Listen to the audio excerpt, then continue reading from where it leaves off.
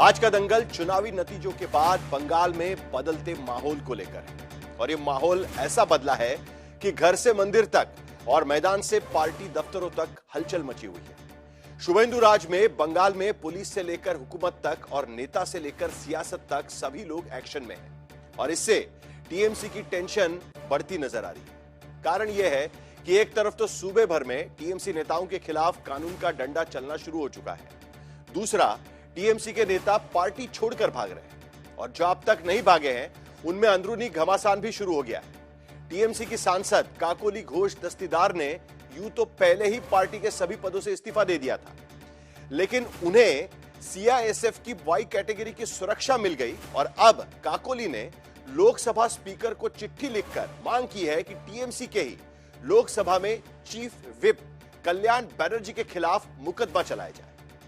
काकोली का आरोप है कि कल्याण बनर्जी ने कई बार संसद में उनके साथ में दुर्व्यवहार किया हुआ है। कल्याण बनर्जी पर ऐसे दुर्व्यवहार के आरोप पहले भी टीएमसी की सांसद बहुआ मोइत्रा लगा चुकी है, लेकिन कल्याण बनर्जी का कहना है कि अगर काकोली घोष को शिकायत ही करनी थी तो 3 महीने पहले जब संसद चल रही थी तब क्यों नहीं बताया। कल्याण बनर्जी कहते हैं कि दरअसल नारदा स्टिंग ऑपरेशन मामले में काकोली के खिलाफ जो सीबीआई की तलवार लटक रही है, इसलिए दूसरी मंशा से वो ऐसे आरोप लगा रही है, यानी कहीं ना कहीं उनकी अपनी राजनीति है। लेकिन मामला सिर्फ काकोली घोष का नहीं है। थोड़ी देर पहले टीएमसी के प्रवक्ता शांतनु सेन ने भी अपने पदों से इस्तीफा दे दिया है। उनका यह कहना है कि टीएमसी में भ्रष्टाचार होता है। टीएमसी के साथ साथ भारतीय जनता पार्टी के सांसद सौमित्र खान कहते हैं कि दिल्ली से इजाजत मिले तो टीएमसी के 20 सांसद बीजेपी में तुरंत शामिल हो जाएंगे, पार्टी ही खत्म हो जाएगी। उधर 15 नगर पालिकाओं और नगर निगमों में भी और ग्राम पंचायतों में भी 127 टीएमसी नेताओं और पार्षदों ने इस्तीफा दिया है।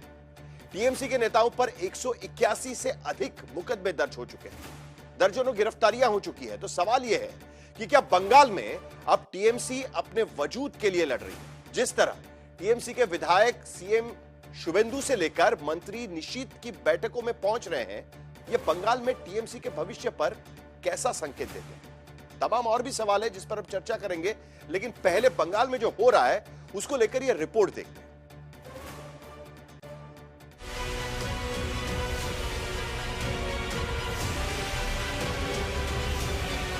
बंगाल में बीजेपी का शुभेंदु राज क्या आया, टीएमसी के अंदर से बाहर तक कोहराम मच गया। नया विवाद टीएमसी के 2 सांसदों के झगड़े को लेकर है, जिसमें टीएमसी की सांसद काकोली घोष ने लोकसभा स्पीकर को चिट्ठी लिखकर अपनी ही पार्टी के चीफ व्हिप कल्याण बनर्जी के खिलाफ मुकदमा दर्ज कराने की मांग की है।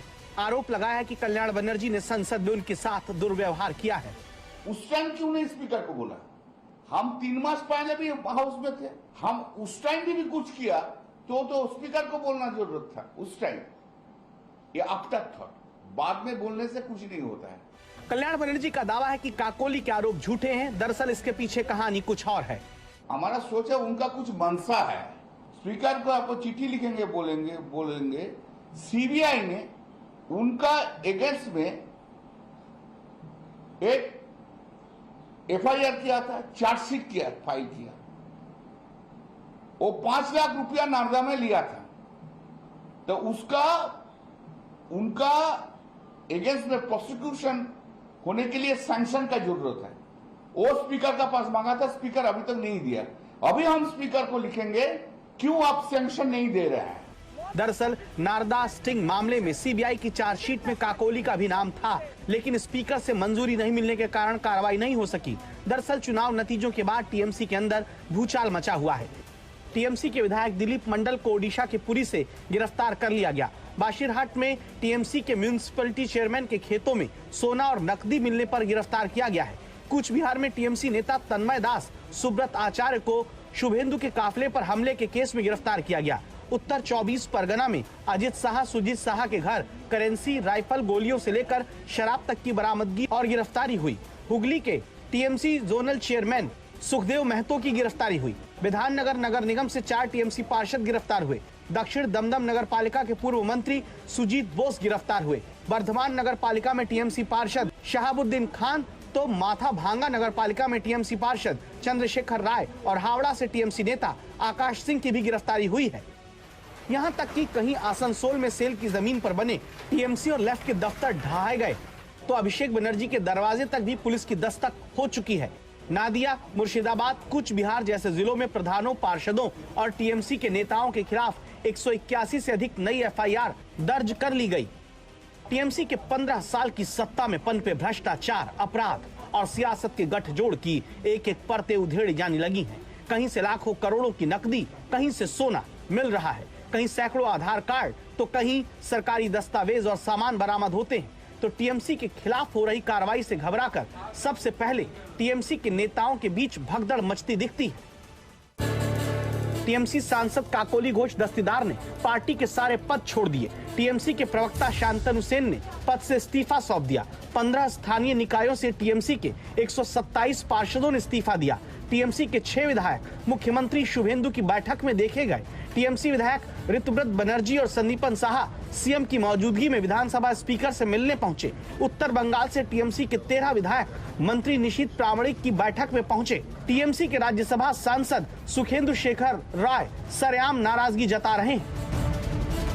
এমন বহু ঘটনা যে ঘটনাকে কোনোভাবে সমর্থন করা যায় না, মন সায় দেয় না, সাধারণ মানুষ সমর্থন করতে পারে না, তা জেনেও যে চাকরি চুরি, আরজিকর কাণ্ড, অভয়াকাণ্ড সহ বিভিন্ন ক্ষেত্রে পাহাড় প্রমাণ দুর্নীতির বিরুদ্ধে তারা রায় দিয়েছে।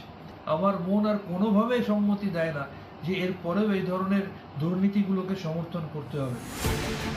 बीजेपी कह रही है कि दिल्ली से हरी झंडी मिल जाए तो टीएमसी का नामो निशान मिट जाए।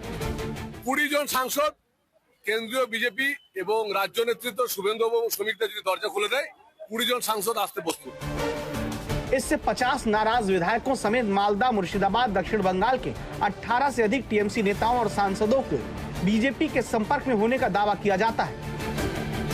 एसोसिएशन फॉर डेमोक्रेटिक रिफॉर्म्स के आंकड़े बताते हैं कि सिर्फ 2024 के चुनाव नतीजों के बाद से 150 से अधिक विधायकों, सांसदों ने अपनी पार्टी छोड़कर बीजेपी ज्वाइन की है। उससे पहले भी 2024 के चुनाव में बीजेपी के 28% उम्मीदवार ऐसे थे जो दूसरी पार्टियों से आए, जिनमें सबसे ज्यादा 37 नेता कांग्रेस से बीजेपी में आकर उम्मीदवार बने। वैसे हर चुनाव के पहले और नतीजों के बाद नेताओं के दल बदल का सिलसिला देखा जाता है, लेकिन पिछले दिनों हर दल के दरवाजे बीजेपी के पिछले गेट की तरफ ही खुल रहे हैं। इसकी ताजा मिसाल आम आदमी पार्टी के 10 में से 7 राज्यसभा सांसदों का दल बदल है, जो पिछले महीने ही बीजेपी में आए हैं। कहा जाता है कि राजनीति में जीत के कई दावेदार होते हैं, लेकिन हार का कोई माई बाप नहीं होता। लेकिन बंगाल में तो माई बाप पार्टी को छोड़ने के लिए भी लोग तैयार होते नजर आ रहे हैं। ऐसा क्या हो गया? क्या चुनावी हार के बाद तृणमूल कांग्रेस का कुनबा इसी तरीके से फूट जाएगा? इस पर चर्चा होना जरूरी है हमारे साथ में। और यह संकट सिर्फ तृणमूल कांग्रेस का नहीं है, सारी रीजनल पार्टीज पर क्या यही संकट मंडरा रहा है?